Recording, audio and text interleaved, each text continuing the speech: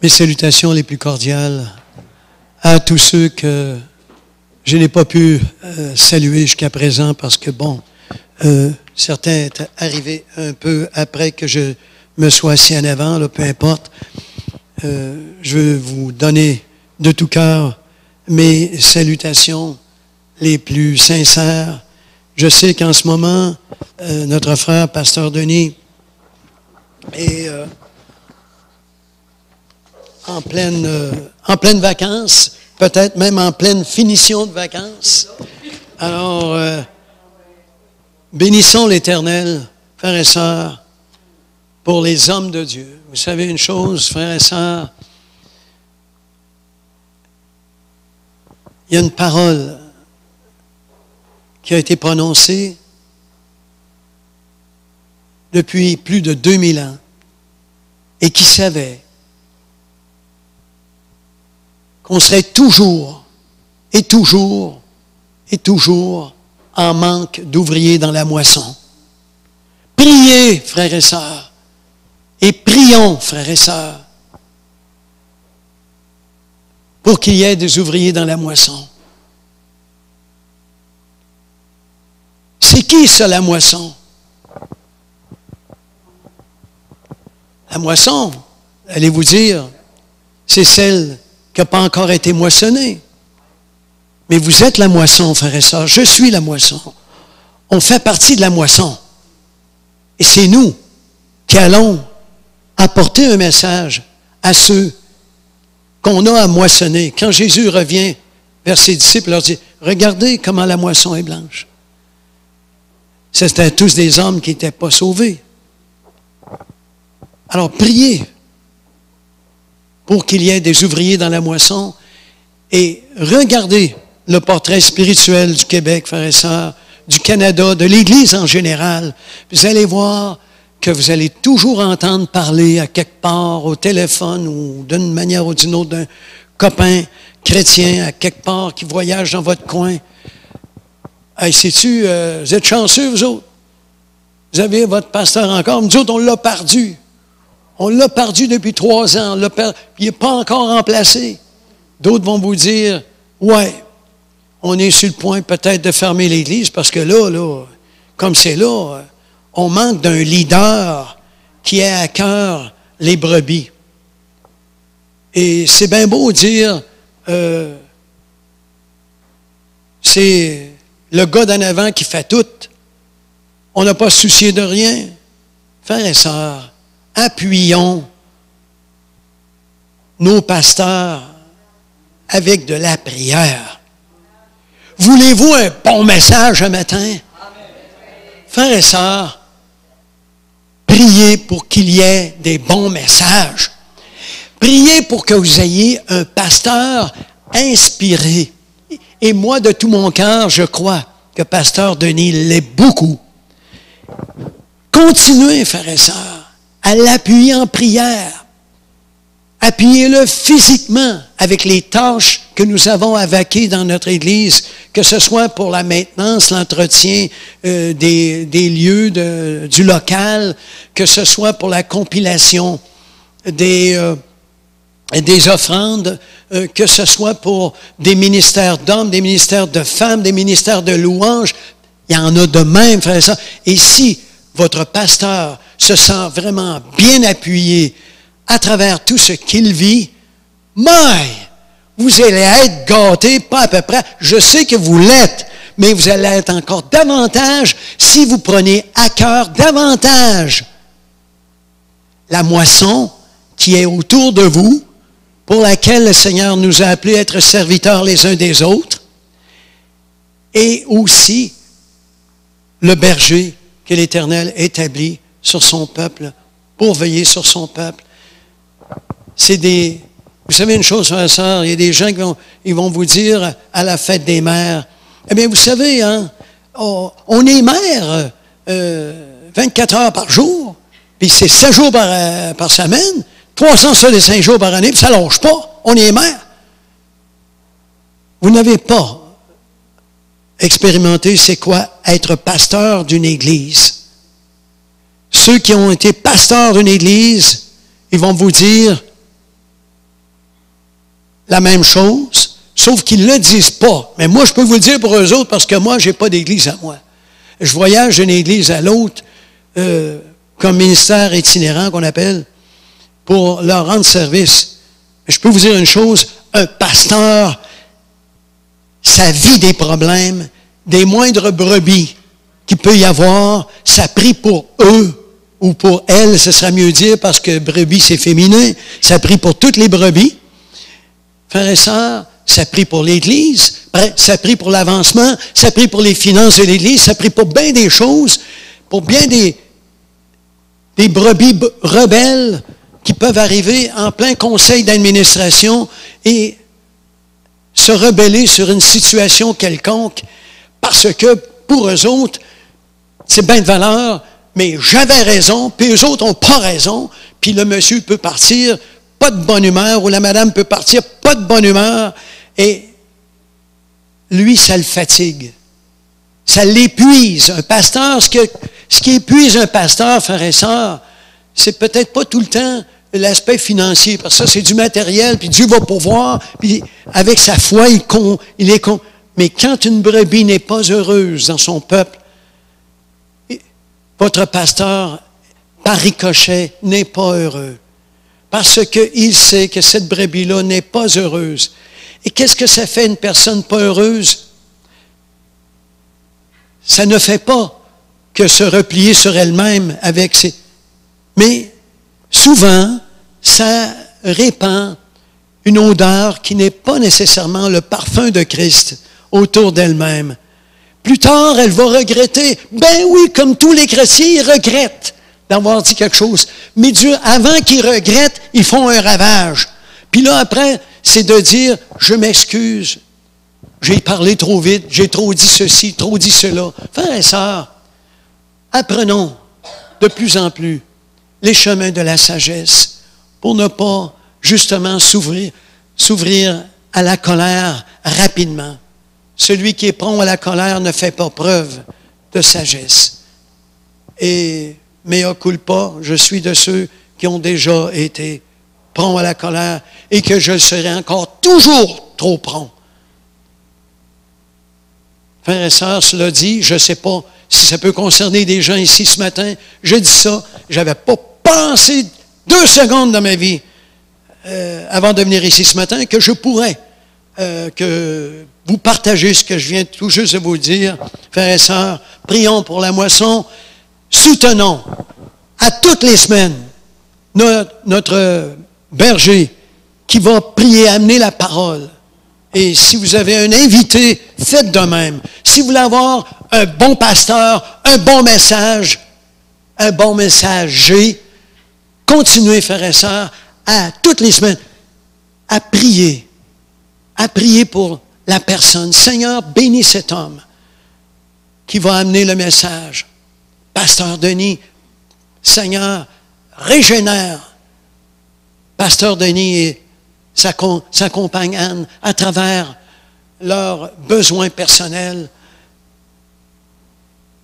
Tu sais, ils ont des soucis comme tout le monde. Ce sont des êtres humains. Vous vous asseyez devant eux, mais eux, ils prennent soin du troupeau en plus de prendre soin d'eux-mêmes, avec leur préoccupation pour leurs enfants. Frères et sœurs, soutenons le plus que nous le pouvons les bergers qui sont en place, ceux qui ont à cœur justement votre Église, l'Église en général. Les missionnaires en ont besoin aussi de vos prières, frères et sœurs. Tout le monde a besoin de nos prières. L'homme de louange a besoin de prières. L'homme de louange a besoin de... Avez-vous aimé votre louange ce matin? Amen. Moi, j'ai aimé ça. J'ai beaucoup aimé ça. Il y avait même un chant que j'ai beaucoup aimé. 2 chants, 3 chants. En fait, tous les chants, je les ai aimés parce qu'il y en a très peu que je chante là où je vais dans mon église. Il y avait au moins 2 chants que j'ai beaucoup aimés. Le lyrique, c'était super.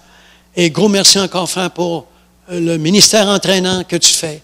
Et frères et sœurs, les louanges, ça ne se fait pas les mains dans les poches. Encore une autre affaire que je ne pensais pas vous dire, mais frères et sœurs, appuyons la louange. On a le droit d'élever les mains. Puis je vois qu'il y a plusieurs, moi je dis je vois parce que bon, j'étais piqué de bout, je me suis pas retourné pour regarder qui levait les mains, qui les levait pas, qui avait les mains dans les poches ou pas. Mais je peux vous dire une chose, frères et sœurs, la parole du Seigneur nous dit, Dieu siège au milieu de la louange. Alléluia. Dieu siège au milieu de la louange. Et levons-nous voix, frères et sœurs, à travers la louange. Nous avions ce matin, je ne sais pas combien de personnes sont préposées à la louange, mais nous avions ce matin un homme de Dieu qui nous permettait de pouvoir élever ce qu'on appelle de nouveaux chants, de cantiques nouveaux. Ça fait-tu longtemps, mon frère, ma sœur, que tu n'as pas chanté un cantique nouveau à l'Éternel? Un cantique nouveau, c'est pas ça qu'on voit sur le... Ouais, c'est ça. Il peut te montrer des chants nouveaux, le directeur de chant, le conducteur de louange ou la conductrice de louange peut te montrer un nouveau PowerPoint d'une nouvelle chanson qu'il a apprise, bien sûr. Mais toi, la parole du Seigneur te dit, chante à l'Éternel un chant nouveau. Où c'est que tu vas le prendre toi-même, le chant nouveau? C'est dans les dernières révélations que l'Éternel t'a faites dans ta vie, mon frère, ma sœur, dans ton cœur. Les dernières nouvelles que le Seigneur t'a révélées de sa grandeur, de son amour, de sa bonté, sa générosité pour toi. C'est là, de ton cœur après, tu vas dire, merci, ô Éternel. Merci, ô Éternel, pour ta grandeur. Merci, ô Éternel, pour ta bonté, ta providence. Oui, ô Éternel, tu nous donnes de ton amour. Merci, ô Éternel, que tu nous visites tous les jours, que tu nous habites dans nos cœurs, que tu fais de nous tes enfants, que tu t'exprimes en nos cœurs, Seigneur. Merci que tu aies pourvu à tel besoin dans mon cœur. Et tu chantes à l'Éternel, ton Dieu, ton roi, ta justice et ta paix. Ô Éternel, reçois la prière, le cantique nouveau de mes frères et de mes sœurs en Jésus-Christ. Alléluia. Et c'est comme ça, mon frère, ma sœur, que tu chantes la dernière révélation de ton frère, que tu viens avoir, et même celle que ton frère, ton fils peut te confesser. Fin de la parenthèse, je n'avais pas prévu de dire ça non plus. Frères et sœurs, j'ai donné au titre, par la grâce de Dieu, le titre du message d'aujourd'hui, la vie et l'amitié par le Fils. On a chanté Abba Père tout à l'heure. On a chanté combien Dieu est bon. On ne sait rien de la bonté de Dieu. Il est immensément grand. Alléluia. Frères et sœurs, Proverbe 18, 24 vous dit, « Celui qui a des amis peut les avoir pour son malheur. Mais il est tel ami, plus attaché qu'un frère. » Vous savez, les profondeurs d'amitié, frères et sœurs, ça peut varier d'une personne à une autre. Avez-vous un ami? Avez-vous un ami ou une amie? Oui. Plusieurs d'entre vous pourraient dire oui. La plupart pourraient dire oui. J'ai un ami, j'ai une bonne amie. Mais les profondeurs d'amitié, ça varie. J'ai un ami, mais je n'oserais pas lui demander telle affaire. J'ai un ami, je peux compter sur lui à n'importe quel temps. Il va être là. Ça, j'ai jamais eu un ami de même pour étudier ce matin. Tout ça, ça peut varier de l'un à l'autre. Et je ne vous demanderai pas de faire ce matin un état, une déclaration sur l'ami personnel que vous avez. Vous savez, frères et sœurs, c'est pas facile d'être un ami parfait pour quelqu'un d'autre. Mais ce n'est pas facile aussi d'avoir un ami parfait dans la vie. Alors, c'est pour ça qu'il faut avoir une marge d'erreur. Une marge d'erreur pour ne pas laisser tomber des amitiés comme ça à la légère en disant, il m'est arrivé telle ou telle chose, tu as été vexé, et là, oups, tu jettes le bébé avec les couches. Ça ne va pas. Tu peux jeter la couche, mais jette pas le bébé.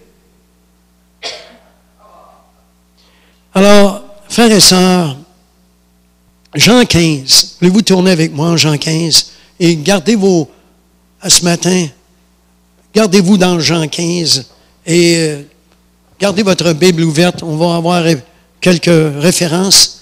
Pour ceux qui prennent des notes, on va aller en Jean 15 et on va aller au verset 15, ce qui va nous donner une bonne idée, ce qui va nous donner un bon aperçu de la personne qui pourrait ou qui peut être notre meilleur ami. En Jean 15, le verset 15 dit, « Je ne vous appelle plus serviteur, parce que le serviteur ne sait pas ce que fait son maître. Je vous ai appelé ami, parce que tout ce que j'ai appris de mon Père, je vous l'ai fait connaître. » La bonté du Père, Abba Père. Tout ce que j'ai appris de mon Père, je vous l'ai fait connaître. Je vous appelle plus serviteur, parce que le serviteur ne sait pas ce que fait son maître. Un serviteur, ça sert. Et tu vois des gens un peu partout qui vont te dire qu'ils travaillent à tel ou tel commerce. Qu'est-ce que tu fais? Ben, moi, là-bas, je travaille dans l'entrepôt. Qu'est-ce que tu fais?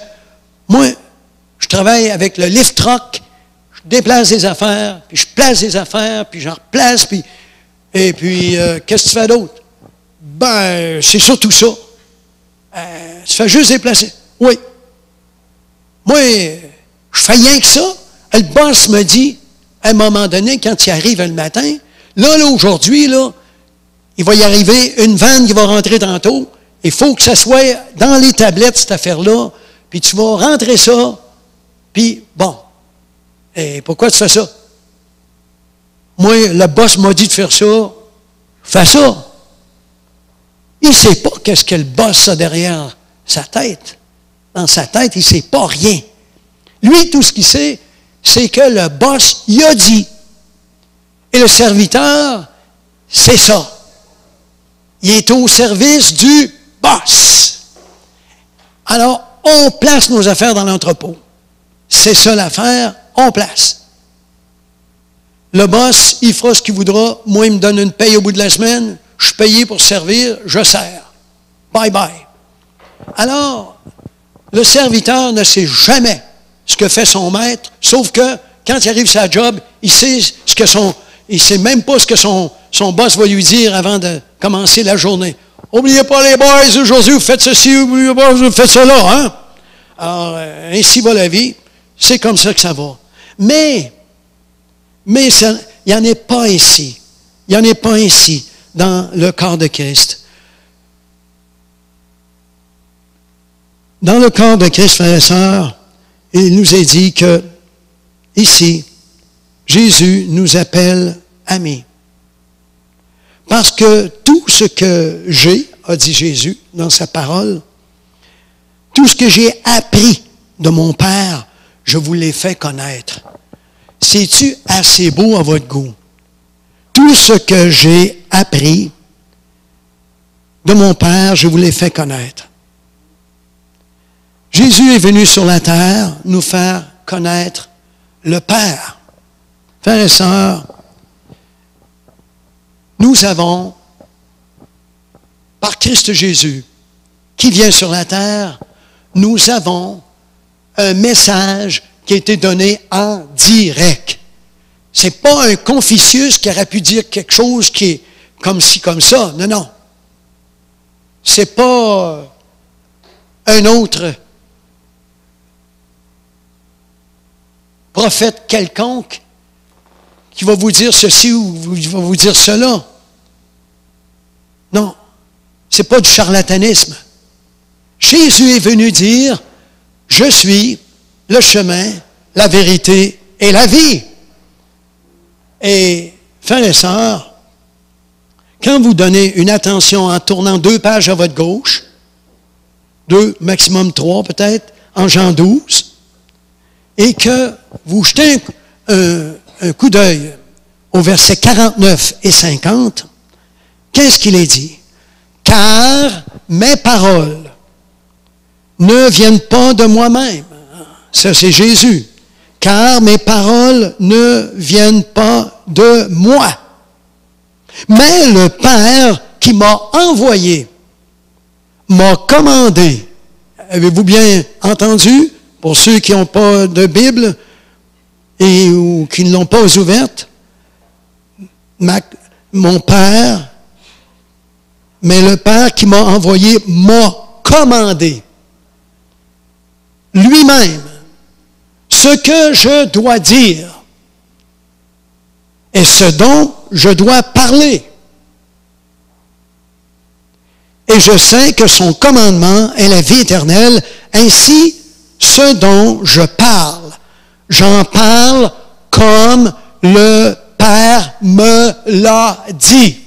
Alors, quand Jésus nous dit, je ne vous appelle plus serviteur, cela est venu de la part de qui? De notre Père, en Christ Jésus, qui lui a dit, dis-leur tout ce que je vais te dire. Et les sujets, autant comme les propos, ce dont je dois parler et les mots que je dois dire. Tout ce que je dois dire et ce dont je dois parler.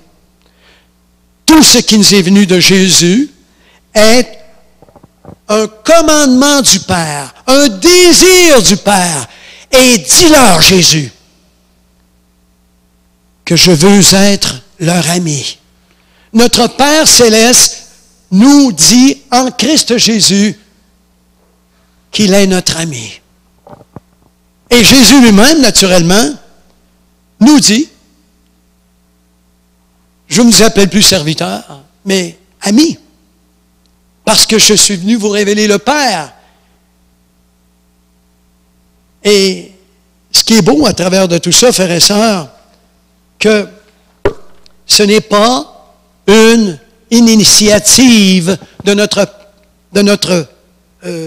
voisin, de notre frère en Jésus-Christ, ou d'un pasteur, ou de qui que ce soit. Non, non. Ça vient de la parole de Dieu qui vient nous donner le message de Dieu, Jésus qui vient nous donner le message de son Père. Je vous dis que je vous appelle amis. Vous êtes mes amis. Alléluia! C'est beau, frères et sœurs. C'est notre Père céleste qui vient dire sur cette terre, oui, en Christ Jésus, vous êtes mes amis. Nous sommes enfants de Dieu, mais nous sommes enfants de Dieu avec une relation particulière. Nous sommes amis de Dieu. Ce n'est pas tout le monde, frères et sœurs, qui gobe cette dimension. Les gens lisent une chose comme ça, mais ils passent par-dessus le verset, parmi tant d'autres versets avec lesquels ils passent également par-dessus. La révélation de notre Père par Jésus, frères et sœurs, c'est extraordinaire.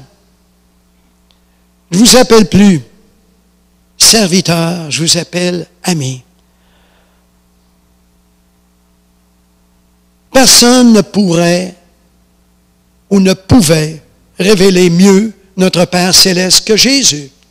Plusieurs vont venir sur la terre vous dire avec toutes sortes de fausses doctrines, des doctrines boiteuses, pas à peu près, que c'est comme ceci, c'est comme cela. Puis l'autre à côté, ton chum va dire, as-tu écouté cette affaire-là? Hey, c'est bon, hein? Naturellement, dans toutes choses, dans toutes les religions sont bonnes, hein? C'est comme s'il veut te passer en même temps le message que toutes les paroles qui sont dites à l'intérieur d'une telle religion sont bonnes. Toutes les religions sont bonnes. Ah oui, toutes les religions sont bonnes. On n'a rien qu'un fils qui est mort sur la croix. C'est pas Confucius qui est mort là. Puis tu essaieras de faire venir un Bouddha dans ton cœur, tu ne seras jamais capable. Non. Tu ne seras jamais capable de faire venir Confucius dans ton cœur, ni Bouddha. Et n'importe quel bouffon, ou appelle-le homme de Dieu, avec un beau grand H, homme de Dieu, ou femme de Dieu, tu ne seras jamais capable de les faire venir dans ton cœur. Non. Ah, tu peux acheter leur camelote. Ah oui, des choses qu'ils ont dites, qui sont bonnes dans l'ensemble. Mais vous savez, frères et sœurs, que le plus grand instrument d'un menteur, c'est la vérité. Il va te dire une vérité, mais méfie-toi ce qui va venir après. Mais Jésus a dit, je suis la vérité. Il est venu sur la terre, ils ont essayé de le prendre en défaut. Jamais capable. No way! Pas capable. Niet! Pas capable avec Jésus. Non, il dit la vérité. Il dit la vérité. Et la vérité, c'est que vous êtes enfants de Dieu aujourd'hui et vous êtes des amis, enfants de Dieu. Vous avez la vie éternelle. Vous qui croyez au Fils, vous avez la vie. Alléluia. C'est ce qu'il est venu nous dire, Jésus. Je suis la vie. Alléluia. Jésus a dit, je suis la vie, le chemin et la vérité. Frères et sœurs, il n'y en a pas sur cette terre qui ont dit, chez toute la gamme du monde spirituel, sur toute la gamme du monde spirituel, il n'y en a pas un qui a dit, je suis la vérité. Ah ben lui, il aurait été pris en défaut, puis ça n'aurait pas pris de temps. Mais l'Éternel, notre Dieu, en Christ Jésus, n'a jamais été pris en défaut. Jésus n'a jamais été pris en défaut. Alléluia. C'est pour ça, frères et sœurs, que nous pouvons avoir dans nos cœurs une grande joie immense de l'époque dans laquelle nous vivons, dans l'Église dans laquelle nous vivons, dans le corps de Christ dans lequel nous sommes incorporés, que nous pouvons bénir l'Éternel pour ça aujourd'hui. Frères et sœurs, il est venu d'en haut nous incorporer. Il est à la tête de l'Église, notre Jésus. Il est venu nous incorporer. Ce n'est pas un message qui a été charrié à outrance.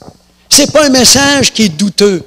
Écoutez, si jamais Jésus, asseyez simplement, je ne vous garderai pas longtemps là-dessus, une parenthèse, essayez simplement pendant 2 minutes de croire que le gars qui vous parle le matin, Jésus n'est jamais venu sur la terre, là, OK, on dit ça, là, Jésus n'est jamais venu sur la terre, pensez ça 2 secondes ou 2 minutes, mais en tout cas, Jésus n'est jamais venu sur la terre, puis là, le gars d'en avant, il arrive.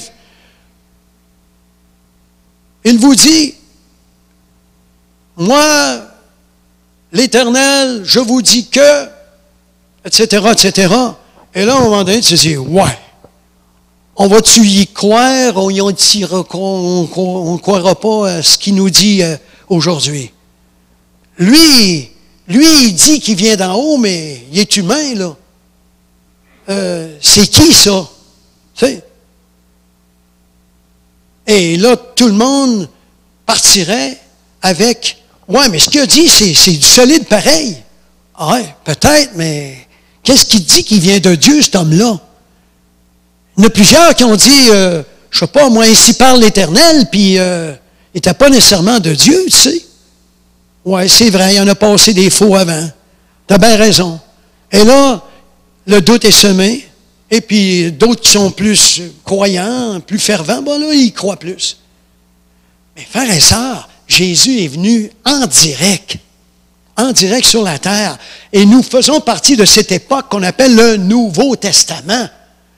L'après venue de Jésus. Hein? Jésus et tout ce qui vient après la venue de Jésus. Nous avons eu un messager en direct qui venait du Père. Frères et sœurs, juste tournez une couple de pages à votre droite, puisque vous gardez naturellement, fidèlement, comme je l'ai dit tout à l'heure, le passage. Alors, on va aller en Jean 14. Regardez avec moi, frères et sœurs, le verset 8.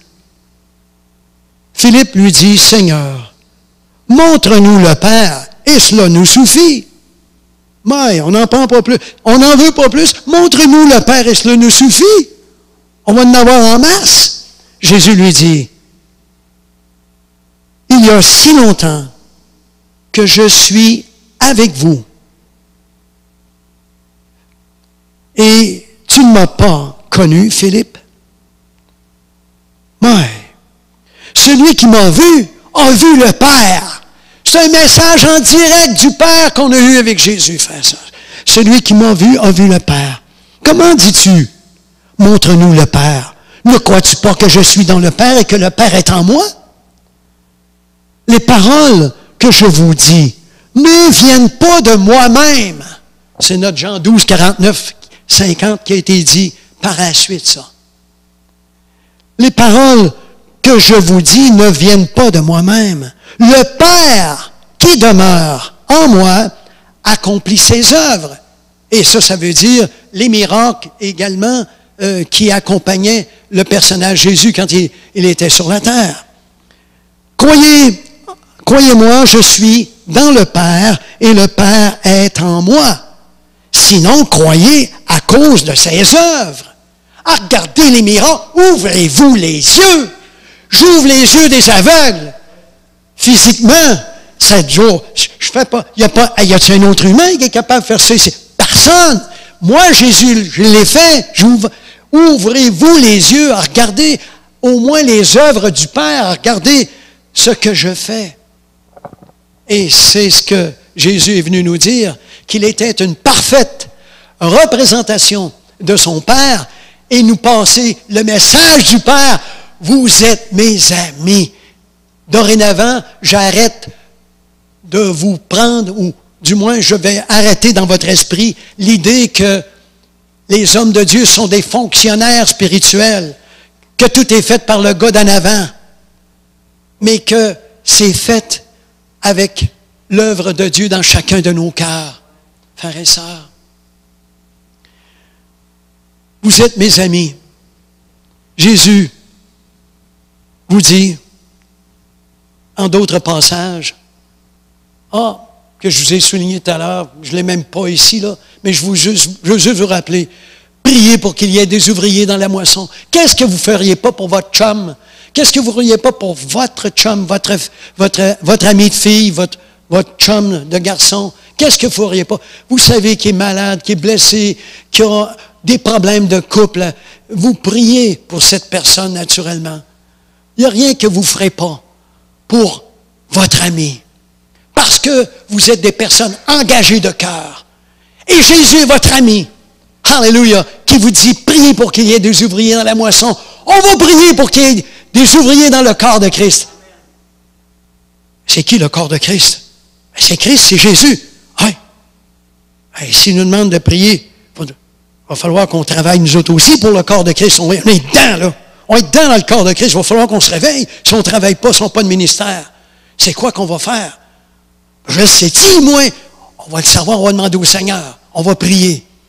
Et puis, il va nous montrer comment nous engager. Es-tu ouvert, mon frère, ma soeur, si tu n'as pas de ministère aujourd'hui, puis que ton pasteur ou qui que ce soit, ou tu vois tel besoin à l'Église?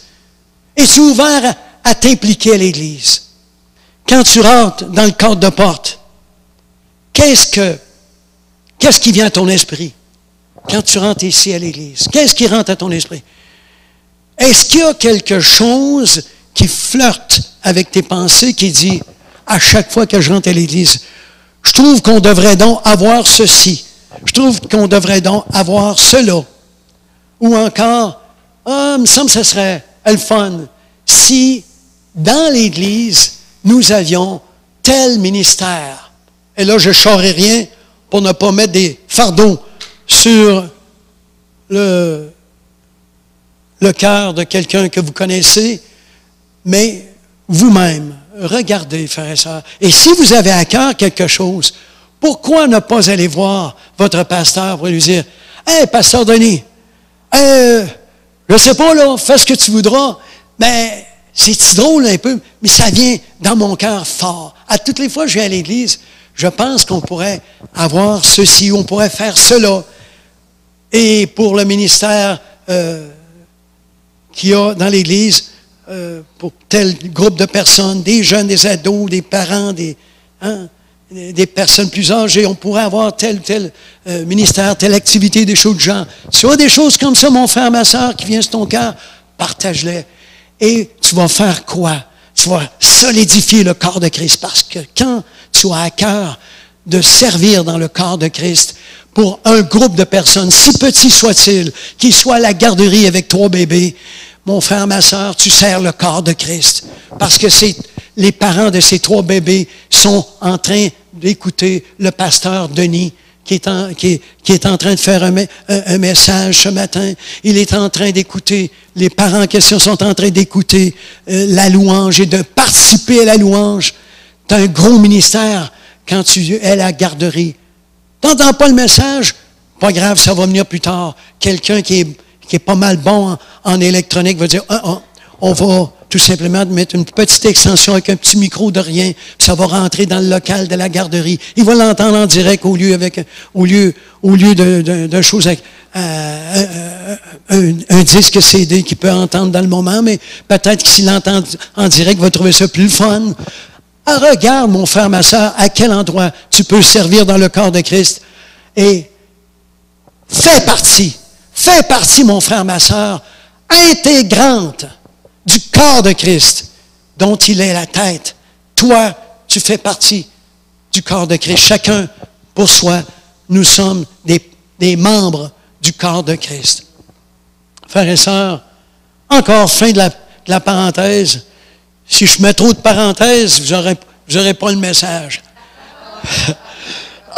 Pardon. Mais le message consiste inévitablement à faire des parenthèses, parce que je suis un parenthéseux. Frères et sœurs, nous avons, frères et sœurs, non seulement les paroles de la Bible, nous avons le message de Jésus, nous avons une représentation des paroles du Père à travers Jésus. Oh, c'est vraiment extraordinaire. Si notre Père céleste, non pas, je devrais enlever le si, mais je vais le dire quand même, si notre Père céleste nous a donné un tel message, c'est qu'il veut que nous soyons vraiment que nous le percevions, non seulement comme notre Père, qui est grand et qui est bon, mais qu'il est aussi amour, qu'il est aussi notre ami. C'est une perception qui doit entrer dans nos cœurs, dans nos vies, dans nos familles, frères et sœurs. Et chassons de notre esprit tout ce qui a pu passer dans nos antécédents où on était tellement sévère qu'on attendait quasiment une punition pour chaque péché qu'on avait fait. Tellement que nous n'avions pas des enseignants qui avaient appris qui était Jésus et qui était notre Père céleste. Nous avions un Père sévère terriblement qui nous était enseigné. Mais notre Dieu est un Père d'amour. Il est grand, créateur de l'univers et créateur de l'amitié. Créateur, il est la parole qui a été, et la parole créée. C'était par la parole fut créé l'univers. Alléluia. Que le soleil soit et le soleil fut. Que les astres soient et les astres furent. Alléluia. Et les végétations et les animaux. la faune, oui, les poissons, la nature. Tout ça a été créé par la parole. Et nous parlons nous-mêmes avec quoi? La parole. Si la parole n'avait pas été là, tout a été créé par la parole. La parole a été créée par la parole qui s'appelle Jésus. Alléluia! C'est la parole de Dieu, frères et sœurs. Oui, frères et sœurs, je vais vous inviter maintenant à tourner quelques pages à votre droite. Après l'évangile de Jean, on se retrouve avec les actes et on va maintenant aller faire une visite en Romains 5.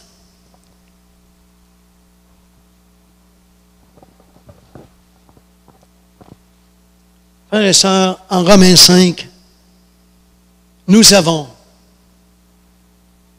3 versets que nous allons lire et qui consistent en une des plus belles déclarations d'amour que la parole de Dieu peut nous donner. Au verset 8, il est dit, « Mais en ceci, Dieu prouve son amour envers nous. Lorsque nous étions encore pécheurs, Christ est mort pour nous. Lorsque nous étions encore pécheurs, Christ est mort pour nous. À bien plus forte raison, maintenant que nous sommes justifiés par son sang, serons-nous sauvés par lui de la colère. Alléluia! Et la colère qui veut dire le jugement, les enfers éternels et tout le jugement de Dieu. À ça s'ajoute à la déclaration, car si lorsque nous étions ennemis, lorsque nous étions pécheurs, autrefois, lorsque nous étions ennemis, car si lorsque nous étions ennemis, nous avons été quoi? Réconciliés avec Dieu par la mort de son Fils, à bien plus forte raison, étant réconciliés, serons-nous sauvés par sa vie. Alléluia! Frères et sœurs, quand nous étions pécheurs, nous avons été réconciliés. Réconciliés, frères et sœurs, c'est rétablir l'amitié entre 2 personnes en brouille. Réconcilier l'amitié. Ça prend, pour faire de l'amitié, ça en prend 2. Si tu es tout seul, c'est pas de l'amitié. Tu es une personne, point. Hein? C'est l'ensemble, tu es tout seul. Mais si tu as de l'amitié, ça oblige une 2e personne. Et Dieu est venu, en Christ Jésus, réconcilier 2 personnes, 2 amis qui étaient en brouille. Comment étaient-ils en brouille?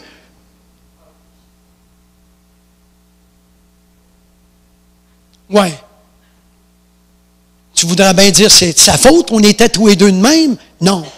C'est uniquement toi, lui est parfait. Fait que ça ne peut pas être lui. Il faut que ça soit toi. C'est nous qui étions pécheurs et l'amitié, nous l'avons brisée par le péché de nos premiers parents et que nous-mêmes n'avons pas eu de misère du tout à s'ajuster à pécher.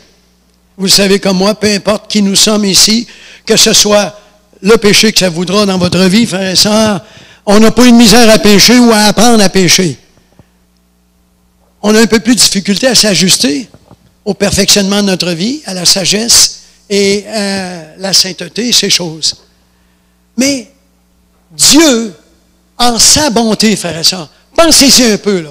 En sa bonté, vous avez 2 personnes qui sont dans votre église ici. 2 personnes, 2 grandes chums. Je ne la vois plus, je ne sais pas qu'est-ce qui se passe. Je ne la vois plus. Elle ne veut plus rien savoir. J'ai beau téléphoner, elle ne répond pas. Ils sont en brouille. Il y en a une ou l'autre qui est fautive à quelque part, puis des fois, on fait des choses pas correctes, sans savoir qu'on fait des choses pas correctes, parce qu'on a toujours fait ces choses-là pas correctement. Puis l'autre finit par dire, bien, ça me tombe ses nerfs, je suis fini. C'est fini, moi, c'est fini avec telle personne, etc. Peu importe. Mais nous, frères et sœurs, nous étions en brouille. Nous étions en inimitié avec Dieu. Nous étions pécheurs. Et au moment où nous étions pécheurs, au moment où nous avions brouillé, nous avions envoyé l'amitié se promener, Dieu est venu en Christ Jésus nous réconcilier.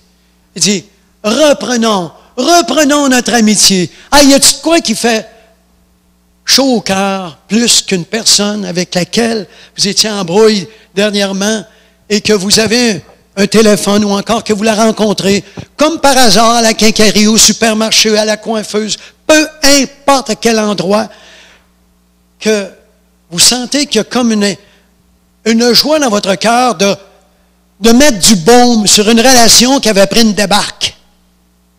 La chaîne avait débarqué.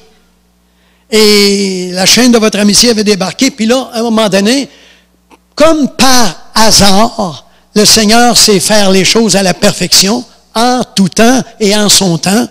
Alors, qu'est-ce qui arrive? C'est que le parfait metteur en scène s'arrange pour te retarder ici et là. Et, oups, il crée la situation par excellence pour que tu rencontres une telle personne. Si je pensais de rencontrer une telle aujourd'hui, etc. Et là, tu la rencontres en pleine face. Et tu n'as pas le choix, tu es obligé de la saluer, hein? Tu la rencontres en pleine face. Et là, tranquillement, pas vite, et puis, ouais, ça fait longtemps qu'on s'est vu, hein? Ouais, il y a longtemps que, c'est vrai, ça remonte pas mal longtemps, hein? Ouais, on prend plus de café, hein, c'est certain, ça fait un bon bout de temps, hein? Et là, à un moment donné, tu jases encore quelques minutes et ça va bien, toi, la santé est bonne, ouais. Et puis, tranquillement, pas vite, en s'informant de l'un et de l'autre, chacun réciproquement, une certaine paix se réinstalle en vous, une joie de l'avoir rencontré, etc. Puis, tu arrives à la fin de la conversation, tu dis, ben, écoute donc, tu dis dans ton esprit, ah, écoute, tant qu'à rester piqué de bout ici pendant 5-10 minutes, pourquoi il n'ira pas prendre un café? Ça fait longtemps qu'on a fait ça, hein? Qu'est-ce que tu en penses? Ah, ben ouais, on pourra bien y aller.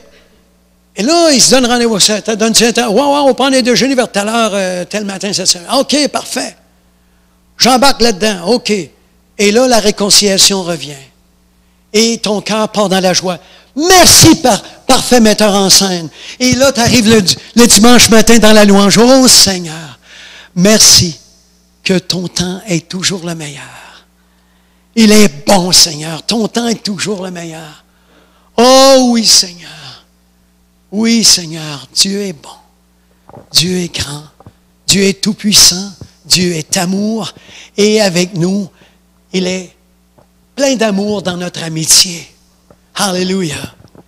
Et à chaque fois qu'on fait une gaffe, lui, il ne nous rejette pas tout de suite de même, comme on a pu faire avec quelqu'un qui aurait pu être dans nos parages en amitié. No way! Non! Il nous donne quoi? Il nous donne quelqu'un pour sauver notre amitié. Il nous a réconciliés, mais à bien plus forte raison qu'il nous a réconciliés, nous, deux amis qui étions en brouille, Dieu et nous. Eh bien, voilà qu'il va veiller sur nous et sur notre amitié. De quelle manière? Chaque fois que tu pêches, mon frère, ma sœur, confesse. 1 Jean 1,9, confesse tes péchés, et l'Éternel est juste et fidèle et juste pour te les pardonner. Alléluia. Et ton amitié est toujours avec lui. Tu es toujours avec lui. Il n'y aura pas de menace de divorce. Il n'y aura pas de menace de perte d'amitié d'une manière ou d'une autre. Tu vas être toujours chum avec ton Dieu si tu te gardes chum avec lui. Si tu fais du péché, tu ne confesses rien, tu t'arranges pour te mettre dans le trouble. Comment ça se fait que mon ami ne me parle plus? Bien, c'est correct. C'est correct. Tu as juste à régler tes comptes avec lui. Il t'a donné le sang de l'agneau. il t'a donné le nom de Jésus pour dire, confesse tes péchés à l'Éternel ton Dieu, et tu vas reprendre ton amitié avec lui. Il va révéler son cœur, sa personne, à travers les Écritures que tu vas lire. Et voilà que Jésus t'a sauvé par sa mort sur la croix pour te réconcilier avec le Père Céleste. Et maintenant que tu es réconcilié, à bien plus forte raison, te sauvera-t-il par sa vie, qu'il a dit. Donc, un coup mort, il ressuscite, il te ressuscite toi aussi avec lui, il t'assoit à la droite du Père, en Colossiens 3:3, comme tu peux voir, il t'assit à la droite du Père, en position gagnante, avec qui? Jésus qui intercède, Hébreux 7:25, qui intercède pour toi auprès du Père. Il intercède pour toi auprès du Père. Il t'est pas assis sur les genoux de Jésus, c'est tout juste. Parce que tu es assis à la droite du Père en Jésus, qui nous est dit en Colossiens 3:3 et Colossiens 3:4. Frères et sœurs, on est encore sauvés par sa vie. Parce que quand tu vas faire des prières, parce que ce ne sera pas des péchés que tu vas confesser, mais des besoins que tu as, que ce soit de la maladie, des problèmes financiers, des problèmes de quelque nature que ce soit, avec une relation avec un voisin ou qui que ce soit, un problème à régler avec une garantie de compagnie ou je ne sais quoi. Moi, je peux te dire une chose.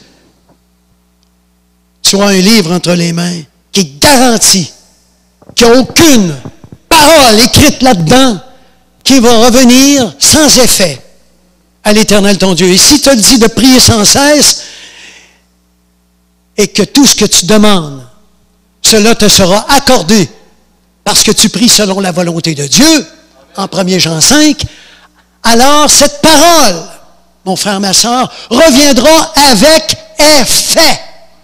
Il y aura de l'efficacité, elle sera effective, cette parole-là, parce que tu l'auras prononcée. Mon frère, ma soeur, vois-tu tout le bien que tu peux faire autour de toi, pour toi et les tiens dans ta famille, et ton pasteur, et ton frère et ta sœur qui gratte la guitare, qui chante sa louange? Vois-tu qu'est-ce que tu peux faire pour ton Église? Mon frère, ma sœur, 2 ou 3 sont unis. Et déjà, il est présent au milieu d'eux. Quand tu pries, le Père est là, Jésus est là. Il y en a déjà 2 de rendus, puis tu vas en ajouter aussi, puis c'est parfait. Plus on est, plus on chante la même chanson dans le même sens. Bravo, frères et sœurs. Bravo. On est unis d'un seul cœur, d'un seul esprit, d'une même âme. On pense pareil. On a vraiment un vent d'aller, le vent de l'esprit nous pousse. Et voilà que l'Église de Dieu marche avec un cœur triomphant, un cœur dans la joie, un cœur uni par la prière et son esprit et son amour. Parce que nous prions les uns pour les autres et que nous nous servons les uns les autres. Alléluia, frères et sœurs. Étant réconciliés, frères et sœurs, avec Christ, nous avons toutes les raisons au monde de penser maintenant que nous avons la vie et que nous l'aurons encore davantage. À bien plus forte raison, étant réconciliés avec Dieu maintenant, que nous pourrons avoir la vie davantage par la vie de Jésus. Qu'est-ce que ça veut dire en gros, frères et sœurs? Ça veut dire que s'il y a des blocages, mon frère, ma sœur, dans ton esprit, s'il y a des blocages, mon frère, ma sœur, dans ton esprit, avec quoi que ce soit, tu as de la brouille et tu ne te sens pas heureux ou heureuse en ce que tu vis, Dieu est au courant de ce que tu vis dans tout ton intérieur et il voit que tu n'es pas heureux, tu n'es pas heureuse. Il t'invite, mon frère, ma sœur, à t'ouvrir la trappe et à prier parce que tu as un intercesseur auprès du Père qui va prendre à cœur ta prière et qui va t'aider à vaincre ce qui vraiment te menotte dans ton intérieur, qui t'attriste dans ton intérieur, peu importe ce que c'est dans ton intérieur qui t'attriste, mon frère, ma sœur, qui te met dans l'amertume, mon frère, ma sœur, confesse ces choses à l'Éternel, ton Dieu, ton Père, qui est à la fois ton Père et ton ami, à Jésus qui est à la fois ton Sauveur et ton ami. Frères et sœurs, on a toute une famille extraordinaire qui veulent nous aider. T'es toujours bien pas pour laisser tomber la famille comme ça. C'est eux autres qui veulent te donner un coup de main. Ouvre-toi la trappe. Regarde comment tu es. Es-tu heureux ce matin? Es-tu heureux ce matin? Quelle sorte de tempérament que tu as ce matin? Est-ce que tu es dans l'allégresse ou bien dans la tristesse? Est-ce que tu es au neutre? Ou bien si tu as commencé à bouillir avec le chant qui t'invite à être ranimé d'un feu nouveau et qui dit, tu as besoin d'un temps de rafraîchissement dans ton cœur, dans ta vie. It's about time. C'est à peu près temps que ça arrive, mon frère, ma soeur. On est dans les temps de la fin. C'est pas le temps de se laisser tomber ceci ou cela. No way. Dieu vient pas ici ce matin en moi, frère et sœur, pour t'accuser de ceci ou cela. Non. Mais il vient pour t'encourager de dire, relève tes manches, bonhomme. Relève tes manches, madame. Et puis, confesse ta situation. Dis, j'en ai ras-le-bol. J'aimerais ça être comme sur le champ de l'acétate, le PowerPoint qu'on avait tout à l'heure, qui veut dire, rafraîchis, régénère mon cœur, régénère ma vie chrétienne. Seigneur, je veux être brûlant, je veux être bouillant pour toi. Seigneur, viens, ranime la flamme dans mon cœur. Ranime la flamme dans mon cœur.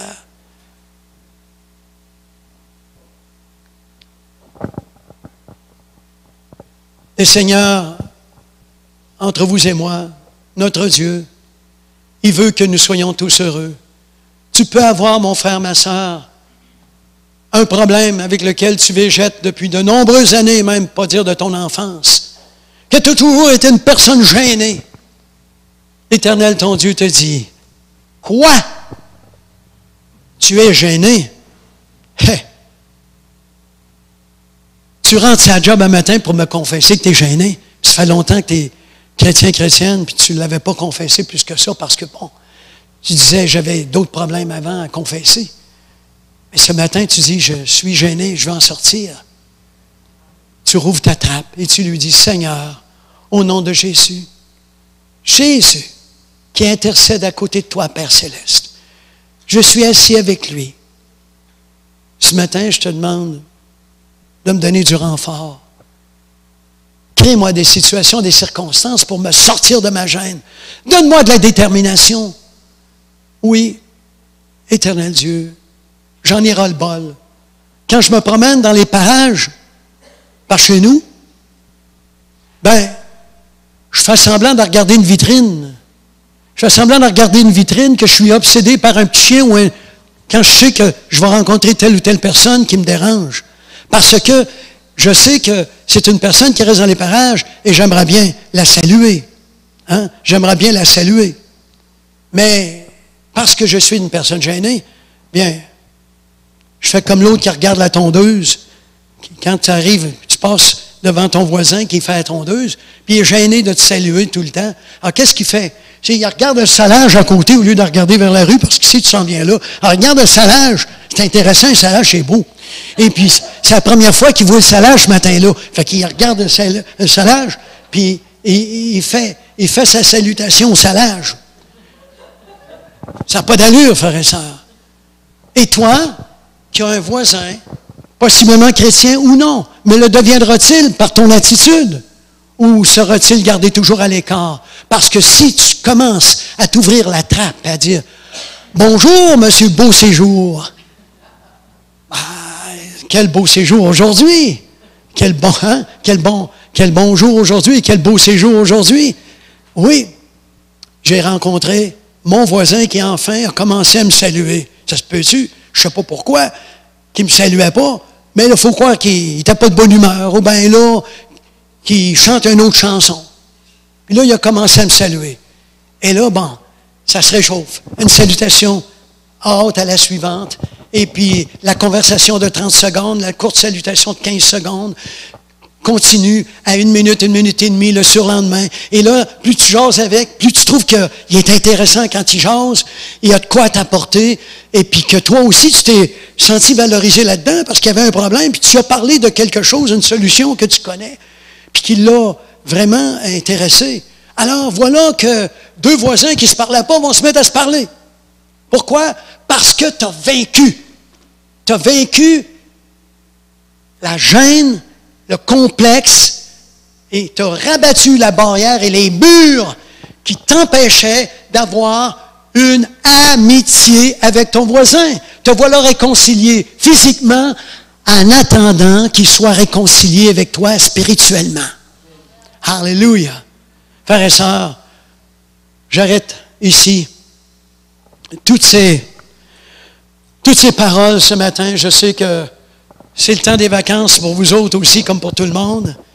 Je ne veux pas éterniser davantage. Je vais juste vous dire en terminant, frères et sœurs, qu'en 1 Jean 5, versets 11 et 12, c'est le verset de conclusion. Dieu nous a donné la vie. Et cette vie est en son Fils. Celui qui a le Fils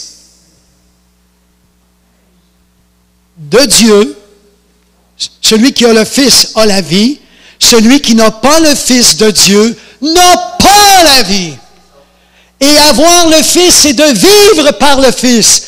Tu as la vie si tu as une communion avec Jésus-Christ, si tu vis la parole de Jésus, si tu manges la parole, si tu manges de ce pain-là, alléluia, tu auras la vie. Obéis à la parole de Jésus. Marche avec Jésus. Ton grand frère, le premier d'un très grand nombre de frères, Jésus. Marche avec lui et tu verras, mon frère, ma sœur, combien l'Éternel, ton Dieu, bénira et bénira ton cœur et que par sa vie, toi aussi, tu seras vivant dans l'allégresse et dans la puissance du Seigneur que l'Éternel, ton Dieu, veut tant te bénir et bénir tous ceux qui sont dans ton foyer, dans ton milieu de travail. Est-ce que tu pries pour tes copains de travail, mon frère, ma soeur, pour leur salut? Est-ce que tu as un matin, pas tous les jours, tu peux le faire tous les jours, c'est merveilleux si tu le fais tous les jours, mais y a-t-il au moins un matin par semaine, ou par 2 semaines, ou par mois même, où tu pries pour ceux qui travaillent avec toi? Pour ceux qui sont dans ton équipe de baseball l'été, dans ton cercle de fermières, ou je ne sais quoi d'autre, peu importe. Y a-tu, pour ton groupe de personnes, une journée pour laquelle tu pries, ton groupe de skieurs, les gens qui jouent au badminton, les gens, enfin, qui font toutes sortes de bonnes choses avec vous, des groupes de discussion, peu importe. Frères et sœurs, nous avons beaucoup de richesses en notre cœur. Nous avons le Fils. Si tu as le Fils, tu as la vie. Et si tu n'as pas la vie, t'es mort. T'es mort, tu n'as pas la vie. Si tu n'as pas le Fils, tu n'as pas la vie. T'es mort. Si tu n'as pas la vie, t'es pas mieux que mort. Fais-toi pas croire que tu es vivant si tu es mort.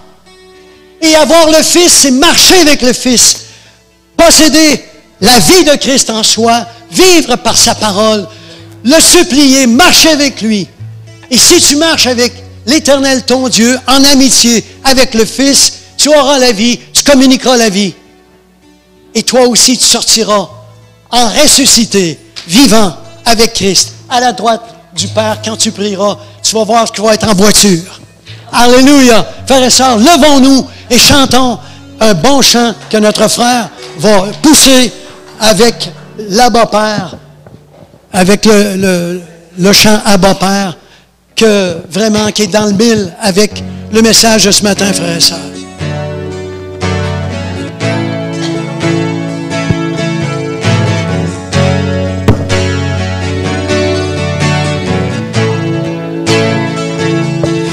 Bien avant le chant qui créa l'univers, bien avant l'esprit qui planait sur la terre, oui, bien avant que tu me fondes de la poussière, tu rêvais du jour où je pourrais t'aimer.